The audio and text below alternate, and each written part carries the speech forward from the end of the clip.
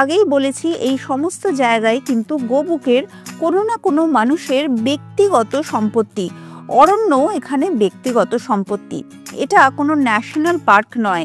এই জায়গাটা হচ্ছে কমিউনিটি ফরেস্টের মধ্যে পড়ছে। প্রথম কিছুটা অংশ পাহাড়ের ঢালে বিভিন্ন জিনিস চাষ হয়েছে। এখানে আনারস গাছও রয়েছে, আবার এই সাদা সাদা দণ্ডের মতন এটা কিউই গাছের চাষ।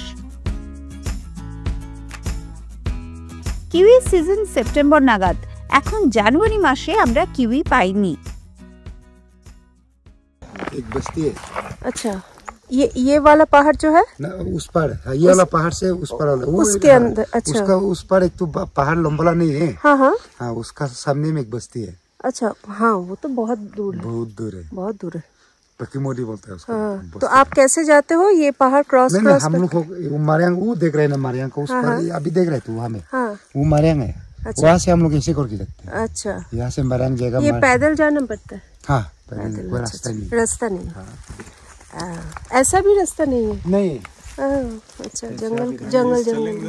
If they start at morning 6, they'll reach there by evening 4. अच्छा, And for us, he's saying it will take 5-6 days. Sure. I think more than 5-6 days. It will take a week, full week. জঙ্গলে যাবার পথে একটি মিথুনের সাথে দেখা হয়ে গেল।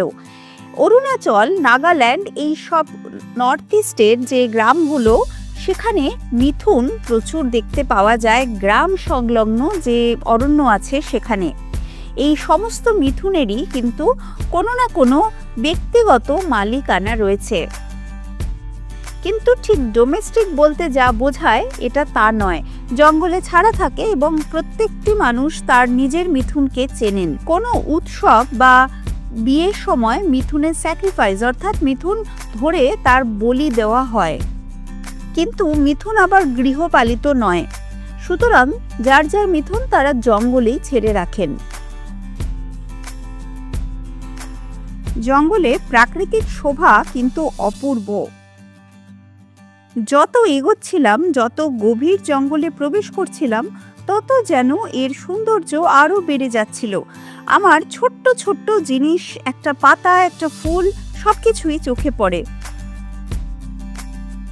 এর সাথে যুক্ত হয়েছিল জঙ্গলের নিজস্ব একটা বুনো গন্ধ এবং তার সাথে একটা ঝিঝি পোকার ঝিমঝিমে আওয়াজ।